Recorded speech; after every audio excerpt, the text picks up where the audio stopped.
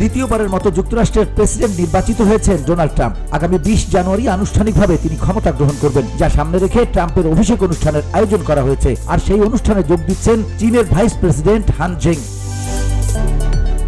চীন জানিয়েছে vice president হান জেং সোমবার ওয়াশিংটনে ডোনাল্ড ট্রাম্পের অভিষেক অনুষ্ঠানে যোগ দেবেন। অভিষেক অনুষ্ঠানের 3 দিন আগে শুক্রবার সকালে চীনের পররাষ্ট্র মন্ত্রণালয় এ তথ্য জানিয়েছে। তেমনটি হলে এটি হবে প্রথমবারের মতো মার্কিন প্রেসিডেন্টের অভিষেক অনুষ্ঠানে চীনের কোনো সিনিয়র নেতার প্রথম উপস্থিতির ঘটনা। এর আগে প্রেসিডেন্ট নির্বাচিত হওয়ার পর ট্রাম্প গত নভেম্বরে চীনা প্রেসিডেন্ট শি জিনপিংকে তার অভিষেক অনুষ্ঠানে যোগ দেওয়ার আমন্ত্রণ জানান। যদিও শেষ পর্যন্ত শি জিনপিং এর যাওয়া হচ্ছে না, তবে তার পরিবর্তে তিনি ভাইস প্রেসিডেন্ট হান জেংকে ট্রাম্পের অভিষেক অনুষ্ঠানে পাঠাচ্ছেন।